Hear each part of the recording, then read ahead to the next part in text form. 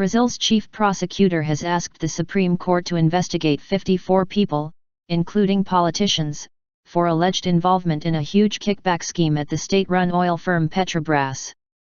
Investigators allege firms paid inflated prices for Petrobras contracts and money was funneled to the ruling Workers' Party, PT, and its allies. This has been denied by the party and President Dilma Rousseff. The politicians' names were not released by prosecutor Rodrigo Janot.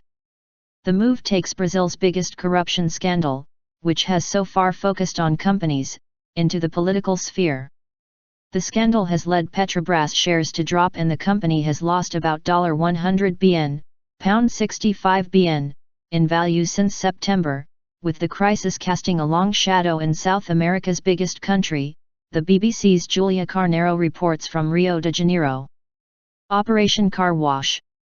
Mr. Janot asked for 28 separate inquiries to be opened into the activities of politicians who allegedly benefited from the alleged scheme. Those who must pay will pay. We're going to investigate. This will be a long process, we're just now beginning, he told reporters. Last month, PT Treasurer João Carneiro was questioned over the alleged scheme and then released. This followed an accusation by a former Petrobras executive that Mr. Nito had diverted money from the company into the coffers of the party and its allies. The PT later issued a statement, saying the accusations against him were unfounded lies and the party only received legal contributions. President Rousseff has personally urged a thorough investigation. She chaired the board of the company for 7 years when much of the corruption is believed to have taken place. Under Brazilian law, politicians and cabinet members can only be tried by the Supreme Court. It is made up of 10 judges, and an 11th is expected to be appointed soon by Ms. Rousseff.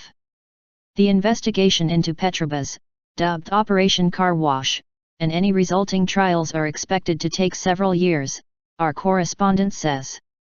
Analysts say because the state-owned giant has not yet been able to say exactly how much money it has lost to corruption, no one knows for sure how much its assets are really worth. Petrobras is one of the largest oil businesses in the world with interests in Asia, Africa, and the Middle East, and production of 2.5 million barrels of oil per day.